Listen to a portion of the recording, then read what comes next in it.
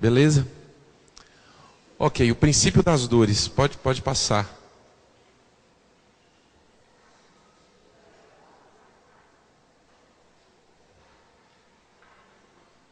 Isso aí. Muito bem. Irmãos, na semana passada, nós começamos a falar sobre a grande tribulação. E hoje nós vamos começar a estudar os selos. Hoje nós, com a graça de Deus, nós vamos ver a abertura dos 2 primeiros selos, que são muito importantes. Nós entendermos esses 2 selos, né, ali em Apocalipse capítulo 6, porque a partir dele nós vamos entendendo os outros, né, a partir desses 2, principalmente o primeiro selo. Ali hoje nós vamos ver assim, os ensinos errados que tem em cima disso, né, as interpretações erradas, e nós vamos estabelecer algumas bases hoje para nós entendermos a grande tribulação. Só recordando a última aula, nós fizemos uma espécie de introdução sobre a grande tribulação, falando sobre as 70 semanas de Daniel. Essas 70 semanas, elas não são semanas de dias, mas elas são semanas de anos. Cada semana representa 7 anos. 70 semanas, então, vai dar, 70 vezes 7, vai dar 480 anos. Então, essa profecia trata de 480 anos da vida de Israel. Foi dada no final do cativeiro babilônico por um anjo para Daniel. Vimos que das 490 semanas, 483 já se cumpriram. Então, falta ainda uma semana para se cumprir, ou 7 anos. Essa semana que falta para se cumprir, que é chamada de a 70ª semana de Daniel, ou a semana de número 70, ou a última semana de Daniel, ela vai se cumprir agora na grande tribulação. Então, a grande tribulação, ela vai ser exatamente 7 anos.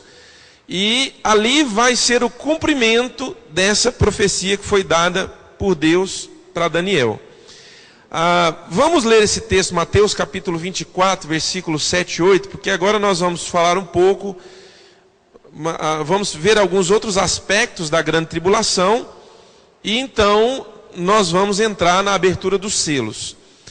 Mateus 24, 7 e 8 diz assim, irmãos: porquanto se levantará nação contra nação, reino contra reino, e haverá fomes e terremotos em vários lugares. Porém, tudo isto é o princípio das dores. Jesus chamou a primeira parte da grande tribulação de o princípio das dores. A grande tribulação, irmãos, ela é dividida em 2 fases. Quando que ela começa? Ela começa quando a igreja é arrebatada. Então, a igreja vencedora será arrebatada, Apocalipse capítulo 4, capítulo 5, lá no céu, ali naquele momento do arrebatamento, várias coisas vão acontecer, e aqui na terra, com o arrebatamento da igreja, começa o período da grande tribulação. Então vimos isso e fomos até assim, até cansativos nisso, né? A igreja vencedora não passa pela grande tribulação. E, então, a grande tribulação, ela tem data para começar e data para terminar. A partir do momento que ela começou, e ela começa ali, quando a igreja vencedora é arrebatada, o anticristo já vai estar em evidência no governo do mundo, e ele faz uma aliança com Israel, né? Falamos sobre isso também na última aula. Ele faz uma aliança política ali com Israel. Então começa-se ali a grande tribulação. Quando que ela vai terminar? Ela vai terminar com exatamente 7 anos. Aí ali pode-se marcar a data do término da grande tribulação. E ela vai terminar com 7 anos, e o que marca o término dela é a segunda vinda do Senhor Jesus Cristo. Então a grande tribulação, ela termina com a segunda vinda do Senhor Jesus Cristo, ou com a volta do Senhor Jesus Cristo. O Senhor Jesus dividiu ela em duas fases, a grande tribulação. A primeira fase da grande tribulação, ele chama de o princípio das dores, comparado a uma mulher que está para ganhar neném. Então ela começa a sentir as dores do parto, ela começa a sentir. Então quem já teve neném sabe disso, principalmente parto normal. Minha esposa teve 2 nenéns de parto normal, o Gabriel e a Estela. Então ali é um trabalho, é um processo ali, e sofre, a mulher sofre ali, né? São dores terríveis ali que ela vai sentindo, né? Até o neném encaixar certinho na pelvis e aí o neném sair, né? Então Jesus chamou essa primeira fase de o princípio das dores. Apesar de tudo o que vai acontecer ali, irmãos, nós vamos começar a ver hoje, são coisas terríveis que vão acontecer. Mas Jesus chamou de o princípio das dores. Em outras palavras, Jesus disse assim, gente, é só o começo. Porque a segunda fase da grande tribulação, ela é conhecida, irmãos, como o dia da ira de Deus. O dia da vingança de Deus. Todas as vezes que vocês estiverem lendo a Bíblia, e que vocês virem expressões como o dia da ira, ou naquele dia, ou naqueles dias, ou o dia da vingança do nosso Deus. Quem já viu essas expressões na Bíblia? Levanta a mão bem alto. Quase todo mundo já viu essas expressões. Essa expressão está se referindo à segunda fase da grande tribulação, aonde os eventos que vão acontecer, de destruição, de morte, eventos que envolvem o universo, eles vão vir da parte de Deus, e vai ser, irmãos, com muita intensidade sobre a terra. O princípio das dores, pode colocar, Ricardo? Pode colocar o último também. O princípio das dores, ou seja, a primeira fase da grande tribulação, você vai encontrar em Apocalipse nos capítulos 6 e 7. Então esses 2 capítulos, eles tratam dessa primeira fase da grande tribulação, tá? Que é dividida exatamente em 3 anos e meio cada fase. 7 dividido por 2, 3,5. Então 3,5 a primeira fase, 3,5 a segunda fase. Capítulos 6 e 7 você vai encontrar o princípio das dores, ou a primeira fase.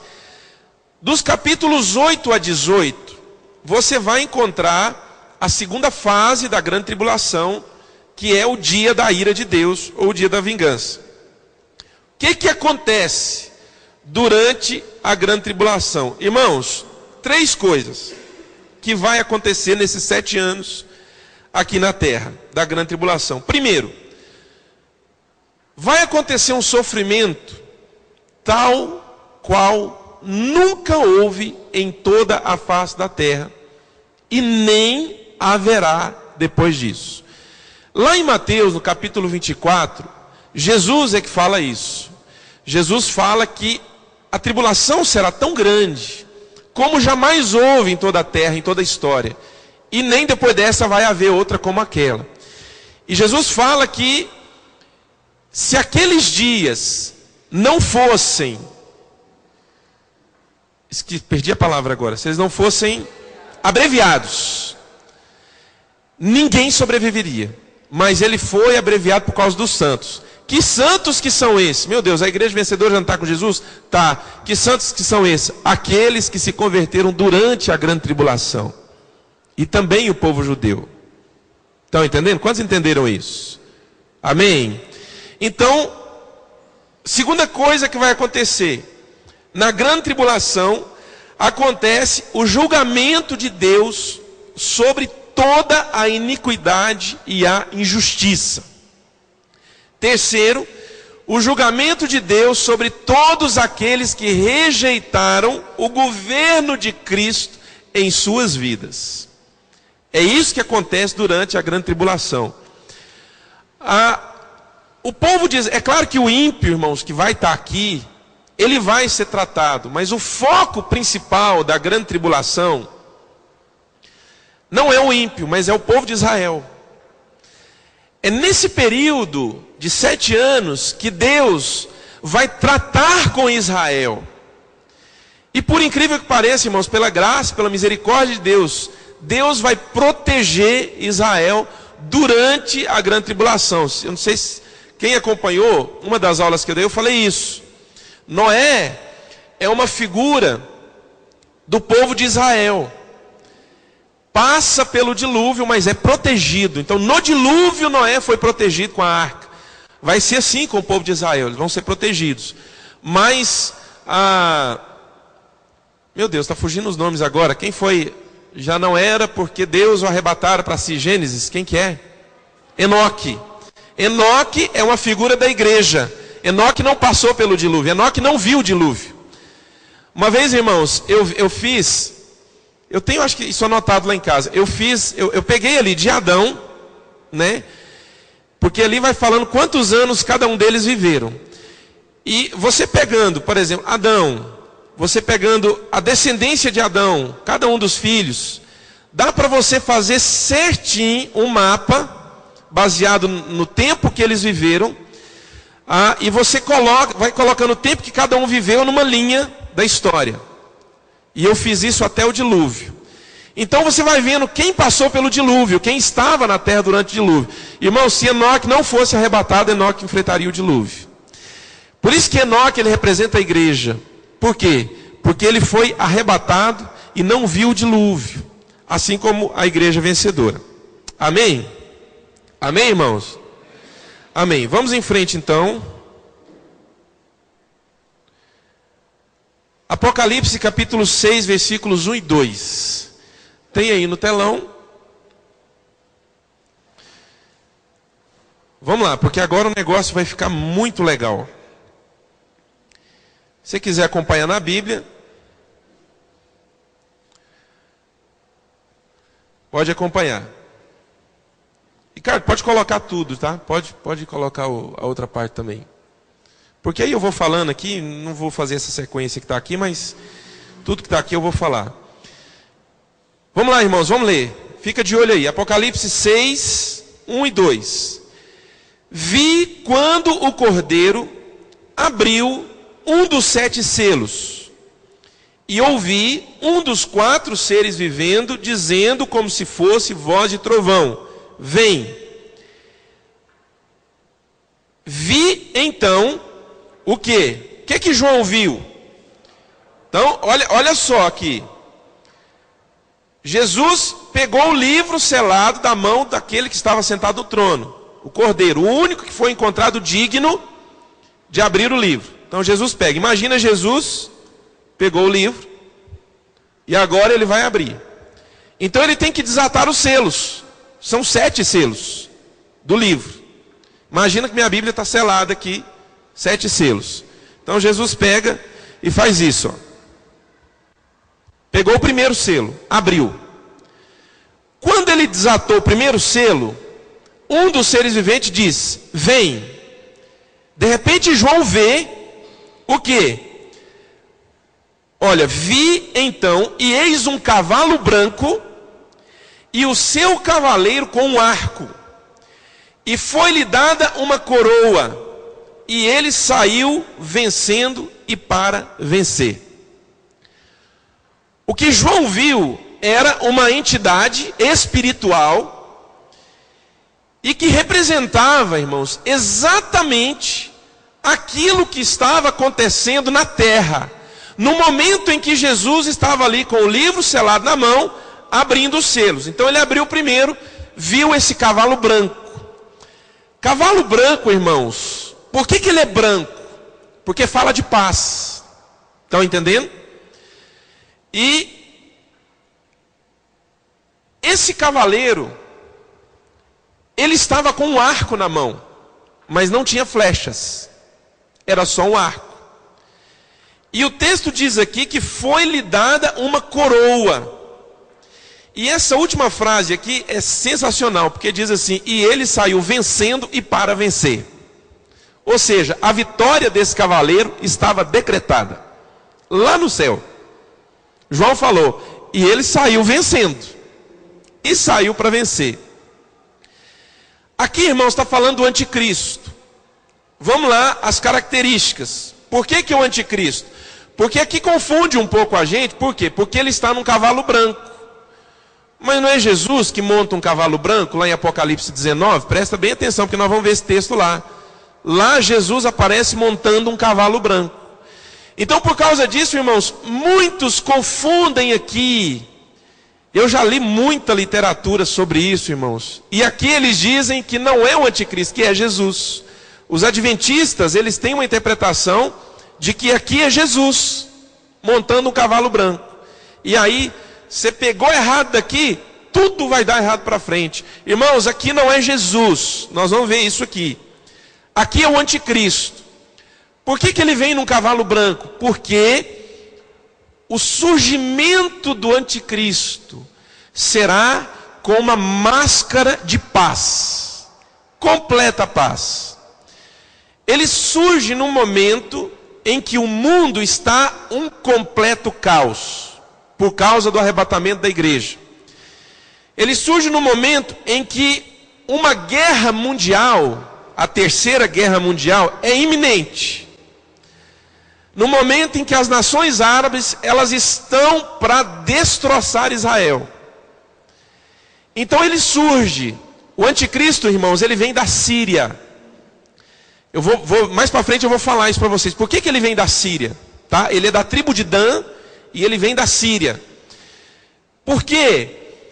Ele pega ali, irmãos, e ele faz uma aliança com Israel. E ele começa a assumir de maneira secreta, de maneira discreta e sigilosa, todo o governo do mundo. E ele vai dividir o mundo em 10 blocos. Porque lá em Daniel fala sobre 10 reinos. Então ele divide em 10 blocos. Ele vai dividir o mundo em 10 blocos. Tanto que, quando surgiu o euro, quando foi implantada o euro, né, é uma moeda única para todo o bloco europeu, para todo o continente europeu.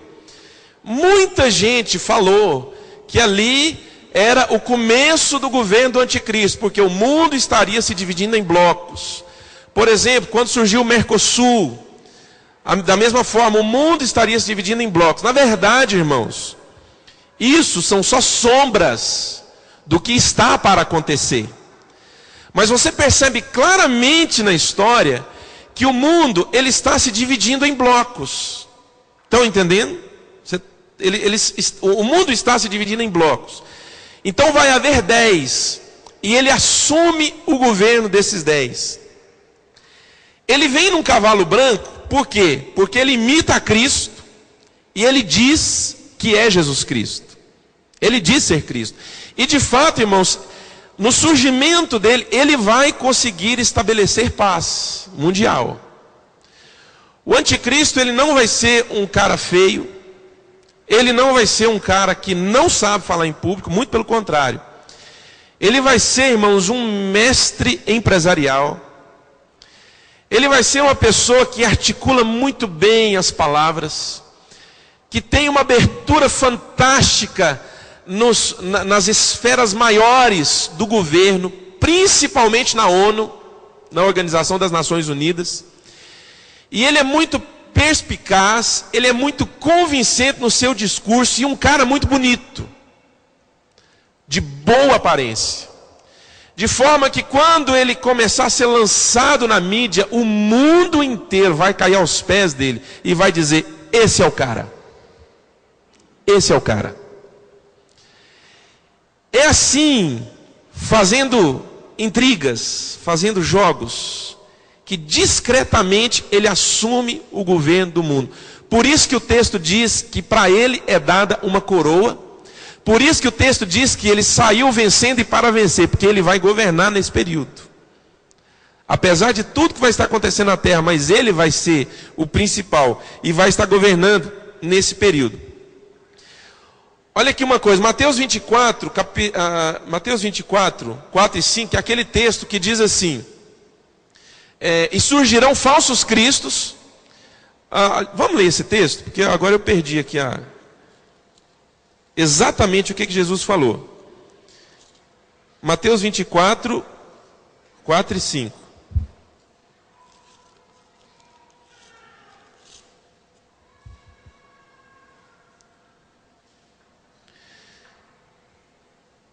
Jesus respondeu: cuidado que ninguém os engane, pois muitos virão em meu nome, dizendo, eu sou o Cristo, e enganarão a muitos. Olha só, pois muitos virão em meu nome, dizendo, eu sou o Cristo, e enganarão a muitos. Por isso, irmãos, que ele vem no cavalo branco. Por quê? Porque o objetivo de Satanás é imitar o Senhor Jesus. Então ele tem que, de fato, ter uma aparência de paz, porque é o que o mundo vai estar precisando, para ele conseguir assumir o governo. Abre lá em Apocalipse capítulo 13, porque nós vamos ver sobre essa parte do texto, que diz que foi-lhe dada uma coroa. O texto diz assim, foi-lhe dada uma coroa. Você vai ver que é Satanás quem dá a coroa para o anticristo. Apocalipse 13.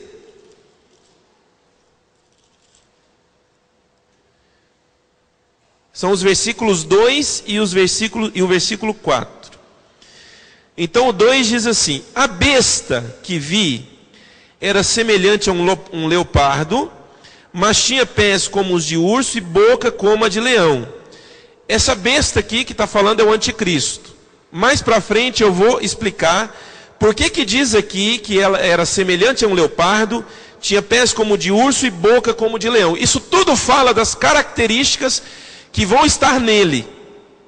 E se você se lembrar da profecia, do sonho de Daniel, aliás, um sonho que Daniel interpreta, onde ele vê uma besta emergindo do mar, e tinha pés como de leopardo, tinha boca como de leão, enfim, o que Daniel vê é exatamente isso aqui que está falando em Apocalipse. Ele estava vendo o anticristo. E olha o que diz, o dragão deu à besta o seu poder, o seu trono e grande autoridade. Olha a coroa que foi dada para o cavaleiro aqui. Por que se daria uma coroa para Jesus, irmão, se esse cavaleiro fosse Jesus? Jesus não precisa de coroa, porque quando Jesus surgir, ele já vai estar coroado como rei, ele sempre foi rei. Quantos estão entendendo? Amém? Você vê que esse cavaleiro é dado uma coroa para ele. Não, não é Jesus. Jesus já foi coroado como rei. Você vê que esse cavaleiro ele tem um arco na mão. Jesus nunca aparece com um arco na mão. Muito pelo contrário, Jesus aparece com uma espada saindo da boca. Lá em Apocalipse, no capítulo 1, quando João descreve aquele que ele vê, que é Jesus, Jesus tem uma espada saindo da boca. Lá em Apocalipse 19, quando Jesus está voltando com a igreja vencedora, voltando com a sua esposa agora já não é noiva mais, é esposa, e aí vai dar a descrição daquele que monta o cavalo branco, e fala que ele tem uma espada que sai da sua boca, e com essa espada ele fere todas as nações. Está entendendo? Então Jesus jamais foi visto com um arco na mão, então não é Jesus. Daniel 11, 21, que está aqui no telão, ali é um texto, vamos olhar lá, irmãos, que é importante a gente ver lá. Abre lá, Daniel, capítulo 11.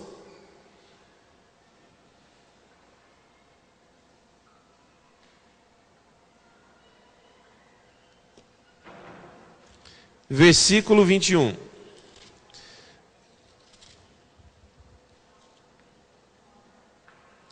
Esse texto aqui é de arrepiar. Ricardo, acende aqui, por favor.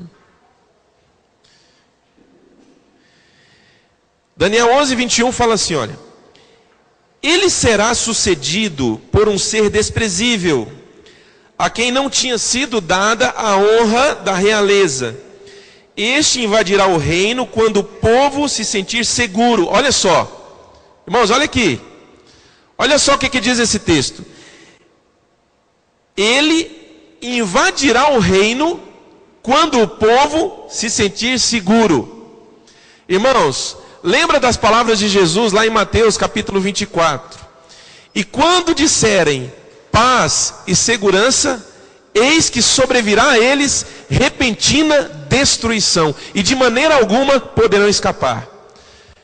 Eu estou querendo mostrar para você que o governo do anticristo, no comecinho, talvez uns 6 meses, talvez um ano, não vai passar disso. Irmãos, ele vai conseguir trazer paz para a terra, mas é necessário. Porque depois, no segundo selo, você já vai ver a verdadeira face do anticristo. Quem ele realmente é. Mas nesse comecinho, ele vai trazer paz. Por isso ele vem no cavalo branco. Olha, este invadirá o reino, quando o povo se sentir seguro, e se apoderará do reino por meio de intrigas. Olha o que eu falei aqui. Ele vai se apoderar do reino. Ele vai se apoderar do reino. Ninguém vai perceber, irmãos, que ele vai se apoderar do domínio do mundo todo. Tá ok? Agora, olha o arco na mão do cavaleiro. Por que o arco? Você vê que esse cavaleiro, ele não está armado. Ele não usa arma. O arco não tem flecha. Não adianta nada, um arco sem flecha. Irmãos, ele toma todo o governo de maneira diplomática. Vai ser um diplomata. Um cara que consegue conversar com quem hoje não quer conversa. Por exemplo, judeus e palestinos. Como é difícil você ver pelos noticiários esse povo sentar, mesmo que seja com um intermediador, para poder fazer negociações de paz, e nunca dá certo. Mas por causa da diplomacia dele, cavalo branco, arco, coroa, recebeu a autoridade de Satanás, ele vai conseguir. Ele vai conseguir fazer alianças e tomar o governo. Vamos em frente. Essa segunda parte aqui, eu já acabei falando. Pode colocar aí, Ricardo? Eu já acabei falando. Vamos só ler isso aqui, porque eu já falei tudo. Porque esse primeiro cavaleiro não é Jesus, como alguns dizem. Primeiro, Jesus nunca é visto com um arco, mas com uma espada saindo de sua boca. Está aí os textos. Quando Jesus vier, ele já aparecerá como rei, porque sempre foi, não necessitando que alguém o coroe como rei. Quando Cristo voltar, destruirá imediatamente as forças do mal e implantará o seu reino. Isso está lá em Apocalipse, no capítulo 19. Na batalha do Armagedon. Quando Jesus vier, o anticristo, que é a besta, o dragão, que é Satanás, que já vai estar na terra, e o falso profeta, vão estar reunidos com todos os exércitos da terra, preparados para pelejar contra aquele que vem pelas nuvens. Sim, pode perguntar. Sim.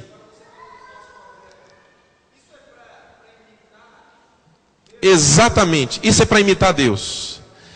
O dragão, a besta e o falso profeta formam uma trindade, uma cópia do Pai, do Filho e do Espírito Santo. Nós lemos o texto aqui que diz que o dragão deu à besta poder e autoridade. Foi o que Deus fez com Jesus, não foi? Filipenses capítulo 2, que fala: irmãos, eu peço que vocês sejam como Jesus, que não julgou o ser igual a Deus algo com usurpação. Antes esvaziou-se de si mesmo e tal. E Deus deu a ele um nome que está acima de todo nome, diante do qual todo joelho se dobrará. Olha o que Deus deu para Jesus. Olha o que assim, isso. Jesus fala, né? Toda a autoridade me foi dada. Jesus recebeu essa autoridade de quem? De Deus. Por causa de quê? Por causa da morte na cruz e da ressurreição. Estão entendendo? Agora vem o diabo querendo imitar. Então ele dá para o filho, que é a besta, o anticristo, poder, autoridade e o reino, que vai estar na mão dele. Estão entendendo? E ali, junto com o falso profeta, eles formam uma trindade. A trindade diabólica. Irmãos, é isso que vai estar aqui na terra durante esses 7 anos. Estão entendendo? Satanás, nós vamos ler lá, Satanás, irmãos, ele é lançado do céu. E ele cai na terra. E quando ele cai na terra, alguém no céu, não sei se é um dos anciãos, um dos anjos, gritam: ai daqueles que habitam na terra, porque Satanás foi lançado para lá. Como ele vai estar aqui? Não sei. De que forma? Não sei. Mas ele vai estar aqui de um jeito que não está hoje. Não estou falando que o diabo não está aqui. Estão entendendo? Aqui na igreja não está não, amém?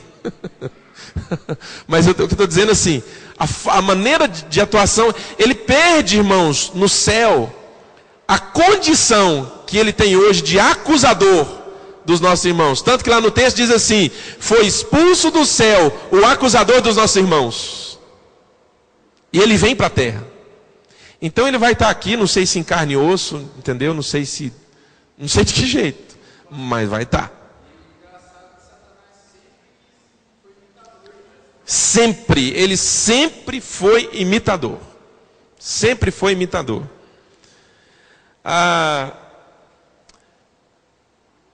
Por último aqui, quando João vê o cavaleiro, olha só, essa daqui foi de Natal. Quando João vê o cavaleiro, esse do primeiro selo lá no céu, Cristo está diante do trono de Deus abrindo o livro. Então fica claro que não é Jesus o cavaleiro. Estão entendendo? Cristo está ali, diante do trono, com o livro na mão, abrindo os selos. Ele abriu, veio o primeiro cavaleiro. Como que ele pode ser Jesus? Estão entendendo? Irmãos, vocês podem pegar assim, por curiosidade, lá em casa eu tenho um livro. E vê lá, sobre Apocalipse, e vê lá a explicação do primeiro selo. Com certeza, você vai encontrar uma interpretação de que aquele cavaleiro é Jesus. E não é Jesus. Ok? Vamos em frente. Apocalipse 6, 3 e 4. Porque agora nós vamos pegar esse selo aqui, porque veja bem. Quando abriu o segundo selo, agora Jesus já desatou o segundo selo. Ouviu o segundo ser vivente dizendo, vem. E o que João viu? E saiu outro cavalo, vermelho. Primeiro era branco, esse agora é vermelho. E ao seu cavaleiro foi-lhe dado tirar a paz da terra, para que os homens se matassem uns aos outros. Também lhe foi dada uma grande espada. Irmãos, veja bem. Porque agora nesse selo há uma mudança drástica do quadro anterior. O quadro anterior era um quadro tranquilo. Um cavalo branco, saiu vencendo para vencer, estava desarmado, só tinha um arco na mão, foi-lhe dado uma coroa, e ele saiu vencendo para vencer, tranquilo. Mas agora, irmãos, o quadro muda completamente. Agora já vai para um outro extremo, vai para o oposto. Vem agora um cavalo vermelho. O cavalo vermelho significa sangue. Estão entendendo? O cavaleiro que está nesse cavalo vermelho agora, ele recebe uma grande espada. Interessante do texto falar de uma grande espada. Esse termo grande, ele não foi colocado aqui por acaso. Porque essa espada, ela fala de guerra. E ela é grande porque ela fala de uma guerra de proporções globais, na qual nenhuma nação vai ficar neutra. Irmãos, aqui, muito provavelmente, vai acontecer a terceira guerra mundial. E vai ser com armas nucleares. Estão entendendo? Vai ser com armas nucleares. Quem está acompanhando o noticiário, sabe que há uma tensão agora entre os Estados Unidos e a Síria. Porque a Síria foi acusada de atacar civis com armas químicas. Então, irmãos, esse negócio de que o mundo está se livrando de armas químicas, armas atômicas, isso é história para boi dormir. O arsenal que o mundo tem de bombas atômicas, bombas de hidrogênio, aquela bomba que explodiu em Hiroshima, irmãos, é comparada a um Fusquinha 68 hoje. Você comparar você pega, sei lá, um carrão, entendeu? Um Honda Civic, o último modelo, você compara com um Fusquinha 68 lá, carburador, você entendeu? Aquela coisa, isso é o mesmo que você comparar aquela bomba que caiu em Hiroshima com com as bombas nucleares que existem hoje.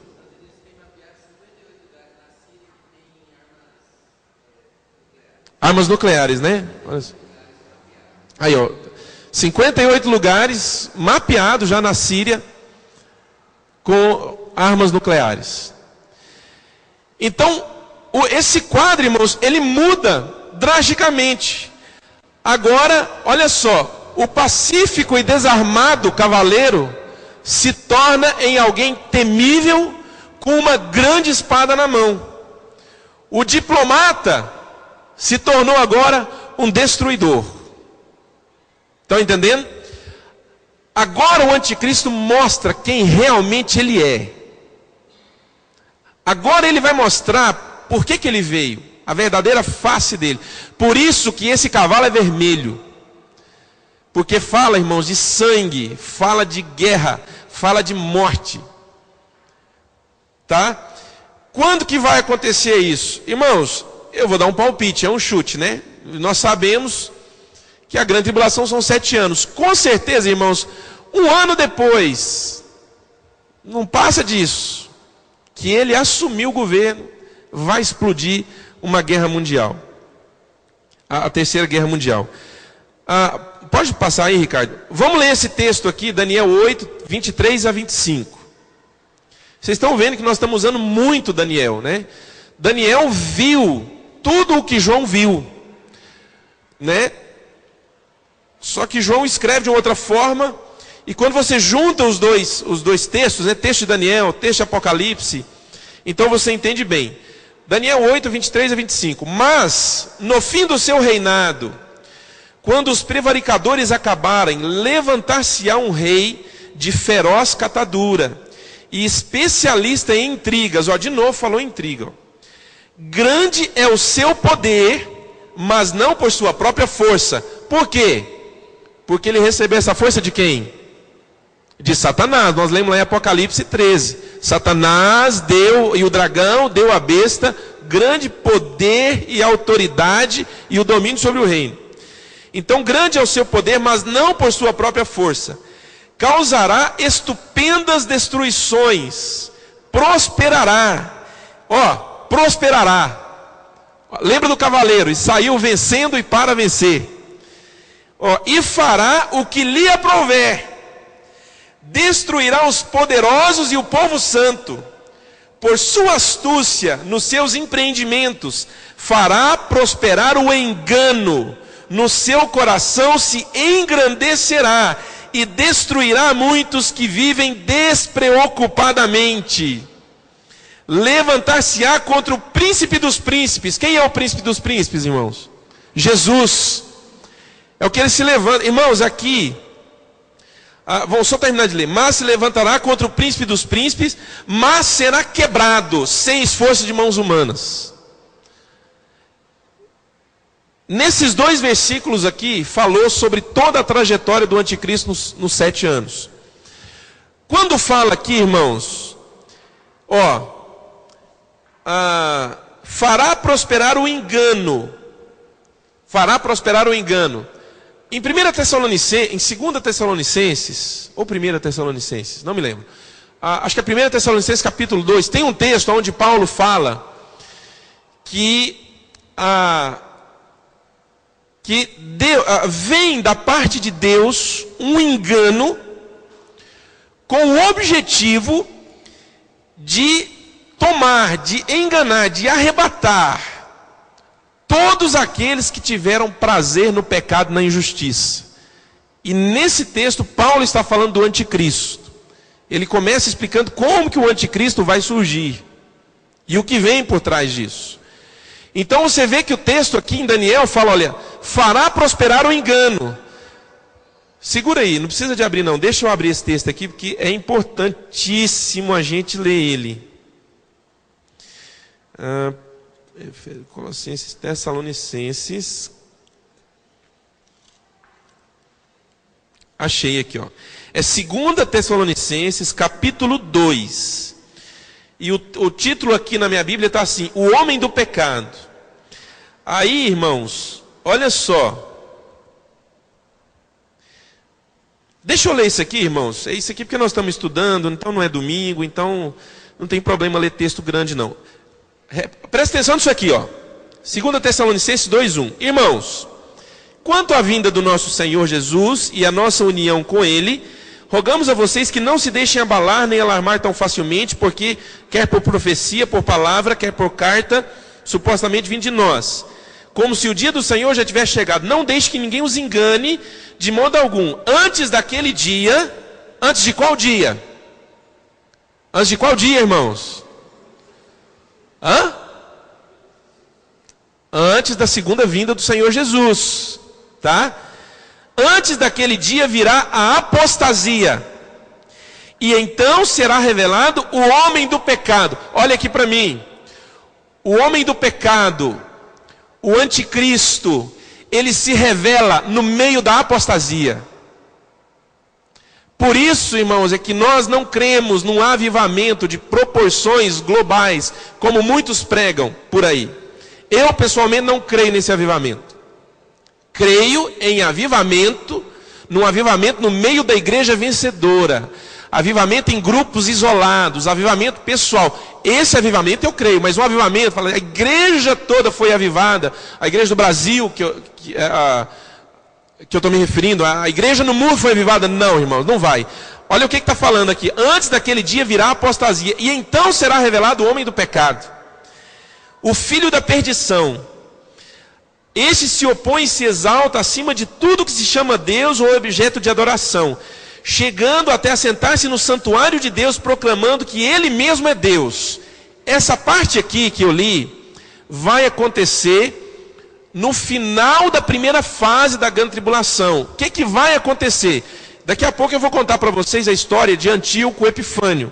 Antíoco Epifânio foi um rei sírio que dominou toda aquela região, incluindo Jerusalém. E ele foi uma tipificação do anticristo. O espírito do anticristo operava nele, porque ele fez exatamente aquilo que o anticristo vai fazer. No final da primeira fase, o que ele vai fazer? O anticristo, ele vai profanar o santuário. Ele vai profanar o templo que foi reconstruído lá em Jerusalém. Então, ali duas coisas podem acontecer. Pode ser que ele coloque uma imagem dele ali para ser adorada, ou pode ser que ele comece a sacrificar porcos dentro lá do santuário. Estão entendendo? É isso que Paulo fala aqui, olha. Chegando a sentar-se no santuário de Deus e proclamando que Ele mesmo é Deus. Ele vai dizer, eu sou Deus. Lembra lá no primeiro cavaleiro, que eu falei para vocês? Ele vem montado num cavalo branco porque imita a Cristo e diz ser Ele. Olha o que Paulo está falando aqui.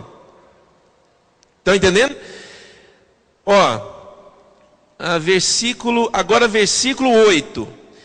Então será revelado o perverso, a quem o Senhor Jesus matará com o sopro de sua boca e destruirá pela manifestação da sua vinda. Olha no telão o texto aqui. Levantar-se-á contra o príncipe dos príncipes, mas será quebrado sem esforço de mãos humanas. Ou seja, porque o poder que destrói ele é do próprio Jesus. A Bíblia diz que Jesus destrói ele com o sopro de sua boca. Amém, irmãos? O diabo não pode com Jesus, irmão. Nunca pôde. Versículo 9. A vinda desse perverso é segundo a ação de Satanás. Apocalipse 13. E Satanás dá à besta trono, poder e autoridade. É a coroa do cavaleiro lá do primeiro selo. A vinda desse perverso é segundo a ação de Satanás, com todo o poder, com sinais e com maravilhas enganadoras. Olha o que ele fala aqui, olha no telão. Fará prosperar o engano. Versículo 10. Olha só, versículo 10. Ele fará uso de todas as formas de engano da injustiça para os que estão perecendo, porquanto rejeitaram o amor à verdade que os poderia salvar. Por essa razão, Deus lhes envia um poder sedutor, a fim de que creiam na mentira, e sejam condenados todos os que não creram na verdade, mas tiveram prazer na injustiça. Por que diz aqui, irmãos, em Daniel, que ele fará prosperar o engano? Deus permitiu. Por quê? para que esse engano tome todos aqueles que tiveram prazer na injustiça, que tiveram prazer na iniquidade. Irmãos, olha aqui para mim, todo mundo. Eu acho bom, irmãos, esses estudos, porque isso aqui, irmãos, mostra muita verdade para nós. Aliás, mostra muito não, mostra toda a verdade para a gente. E começa a desmistificar algumas coisas. Querido, Jesus, Ele te convida para ser o seu rei, para governar sobre a sua vida. Estão entendendo? Esse domingo agora, nós fizemos um congresso de missões lá em Rio Verde. Nesse congresso eu falo sobre o projeto 128 Vilas, falo sobre a Índia.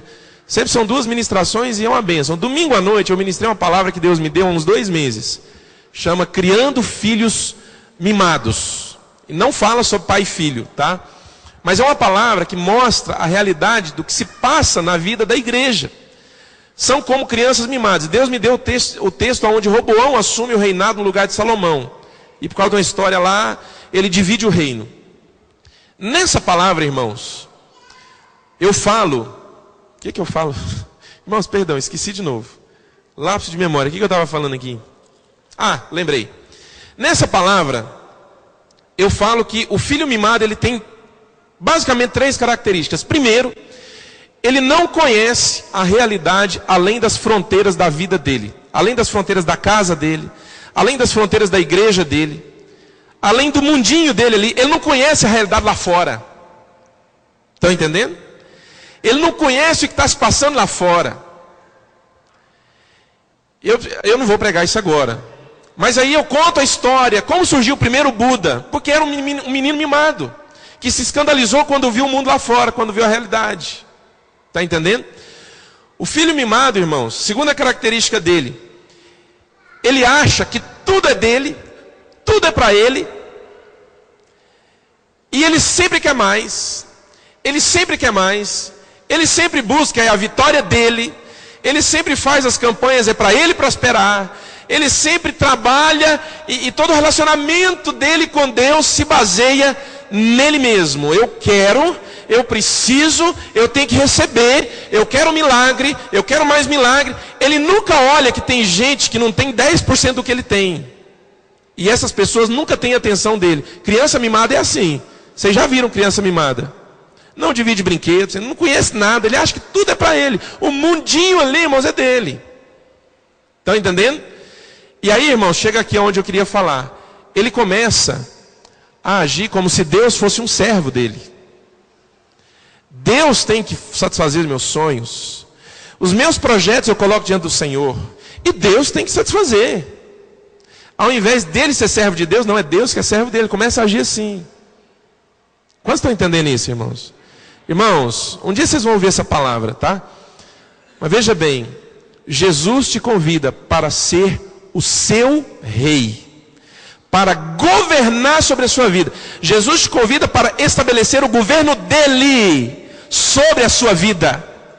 Jesus te convida para que você seja servo dele, e não o contrário. Olha o que esse texto aqui diz. Todos aqueles que rejeitaram o amor de Cristo, todos aqueles que rejeitaram o senhorio de Cristo, todos aqueles que rejeitaram o governo de Cristo sobre as suas vidas. É por isso que esse engano vem da parte de Deus. Deus envia, irmãos, e ele vem segundo a ação de Satanás, segundo a ação do anticristo, para fazer perecer aqueles que tiveram prazer no pecado, prazer na injustiça e rejeitaram o governo de Cristo sobre as suas vidas. Irmãos, olha o tanto que isso é sério. Olha o tanto que isso é sério. Querido, Deus não é nosso servo, mas eu sou servo de Deus. Posso ouvir amém, irmãos? Deus não é meu escravo, irmãos. Eu é que sou escravo de Deus. Quando Paulo fala, Paulo, servo de Jesus, você sabe qual que é o original ali daquela palavra? O original ali é escravo. Paulo, escravo de Cristo.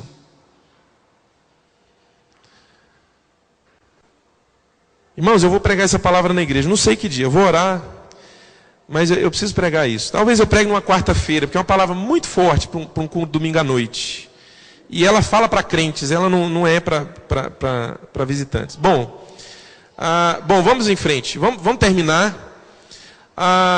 Pode colocar, Ricardo, pode colocar a outra parte, que eu quero terminar contando uma história aqui para vocês. Olha só. Este novo cavaleiro traz uma guerra mundial, já falamos disso. É o que significa a grande espada em sua mão. Ele tira a paz da terra, faz com que os homens se matem uns aos outros, e a verdadeira face do anticristo será conhecida. Agora, veja bem, o espírito do anticristo, ele operou na vida de vários líderes mundiais. Vários líderes mundiais. Nabucodonosor, Ciro, Alexandre o Grande, Antíoco Epifânio, Júlio César, Napoleão, Hitler, Stalin, Lenin e mais uma série de outros líderes mundiais. Estão entendendo? Não é que, veja bem, não confunda, não é que eles foram o anticristo, mas eles tiveram o espírito do anticristo, o mesmo espírito do anticristo agindo ali. Só que veja bem, não confunda, porque esses aqui e outros, irmãos, eles são só uma sombra do que será o anticristo. Estão entendendo? Esses aqui tiveram, vamos dizer assim, uma porção do espírito do anticristo agindo neles. Uma porção agiu em Hitler. Quantos milhões de judeus, irmãos, Hitler matou? Quantos milhões? Tem um documentário no Discovery que fala assim, redescobrindo a Segunda Guerra. Irmãos, olha, eu já assisti alguns episódios, eu tenho assistido pouquíssima televisão em casa, mas muito pouca mesmo. E quando eu assisto, eu dou preferência para um noticiário, ou então às vezes para um programa que eu gosto, programa sobre natureza, sobre animais. E eu peguei algumas vezes esse programa sobre a Segunda Guerra Mundial. Irmãos, tem coisas ali que é difícil de acreditar. Tem coisa ali, irmãos, que é difícil de acreditar, principalmente quando fala do Holocausto. Esse Antíoco Epifânio, eu quero falar dele porque ele fez um negócio que bateu demais com o que o anticristo faria. Porque o texto diz que na metade da semana, ou na metade da grande tribulação, com 3 anos e meio, ele vai fazer cessar o sacrifício e a oferta. E vai profanar o Santo dos Santos, se assentando no trono e dizendo-se ser Deus e exigindo adoração. Está lá em Daniel no capítulo 11, que fala das 70 semanas, bem no finalzinho lá da profecia. Antíoco Epifânio, ele era um governador, um rei da Síria. E ele fez várias campanhas, ele fez campanhas contra o Egito, e ele fez campanhas ali contra aquele território ali de Jerusalém. Ele viveu ali por volta de 170, 120 antes de Cristo. 170 anos antes de Cristo nascer, foi que ele viveu. E quando ele assumiu o governo de toda aquela região, incluindo Jerusalém, ele quis helenizar toda Jerusalém. Presta atenção nisso aqui, porque você vai ver que por trás da trama política está um propósito de Satanás. Então ele quis helenizar. O que é helenizar? Implantar ou impor uma cultura grega em toda aquela região, no povo judeu. E o que ele fez? Ele proibiu o culto judeu. Fez cessar o sacrifício e a oferta. Se bem que essa profecia, ela não fala de Antíoco Epifânio. Essa profecia de Daniel, ela fala do anticristo, desse nós estamos falando agora. Mas veja que o espírito do anticristo já estava agindo ali. Então ele proibiu o culto judeu e pegou uma estátua de Zeus, um deus grego, e colocou lá no Santo dos Santos. Profanou o templo, irmãos, com uma estátua. Estão entendendo? Quem lê bastante Velho Testamento sabe que por várias vezes que Israel desviou, veio aquelas profecias pesadas de Deus. E uma das coisas que eles falavam, porque tinha imagens de ídolos no Santo dos Santos. Então ele colocou. E ali ele exigiu que o povo agora adorasse os deuses gregos. Resultado, vocês já ouviram falar dos macabeus? Quem já ouviu falar dos macabeus? Na Bíblia dos católicos tem, né, os macabeus. Macabeus é a carta lá de Macabeus, o livro de Macabeus, é um livro apócrifo, ou seja, ele não foi inspirado pelo Espírito Santo. Mas isso não tira também o fato de que algumas coisas que são coisas históricas e podem ter sido verdade. Tá? Isso não vem ao caso agora. Mas não é um livro inspirado pelo Espírito Santo. Mas esse grupo de macabeus, pertenciam a uma família, eles organizaram uma revolta. E nessa revolta, eles puseram todo o exército e todos os soldados de Antíoco Epifânio para correr e libertaram Jerusalém. Toda vez que vocês ouvirem falar sobre macabeus e sobre uma batalha que os macabeus estiverem envolvidos, vai ser contra Antíoco Epifânio, contra as tropas dele. Deixa eu ler um negócio aqui para vocês, que está na Wikipédia. Irmãos, olha, a Wikipédia é um site de enciclopédia, muito sério, não é cristão. E eu faço questão de falar isso porque tem muita informação aqui que está igualzinho está na Bíblia e não é cristão. Então assim, não tem tendências, mas traz a verdade mesmo. Olha só. Antíoco Epifânio procurou forçar a helenização deste seu novo território, falando de Jerusalém, proibindo o culto judaico, a observância do Shabat e das interdições alimentares, ou seja, de todas aquelas leis alimentares que Deus tinha dado para o povo. No templo de Jerusalém, as interdições alimentares, bem como a circuncisão, foram proibidas. Então, proibiu a circuncisão também. No templo de Jerusalém seria instalada uma estátua do deus grego Zeus. O objetivo dessas medidas era criar uma uniformidade cultural entre os súditos do seu reino. Esta situação gerou descontentamento entre os judeus que eram contra a helenização e que provocaram uma revolta na qual foram liderados pelo Correm Matatias e seus filhos, os macabeus, os quais expulsaram as tropas de Antíoco Epifânio de Jerusalém. Esse Antíoco Epifânio foi um tipo de anticristo. Fez exatamente o que o anticristo faria. Só que o governo dele foi só ali. Começou na Síria e aquela região. Logo, logo ele foi derrubado. O governo do anticristo, irmãos, vai ser global. Vai ser mundial. Amém? Amém. Misericórdia? Misericórdia. Esse estudo, irmãos, ele é muito pesado, é muito forte. Mas é isso aí, bonitinho. Pode crer, viu? Perguntas?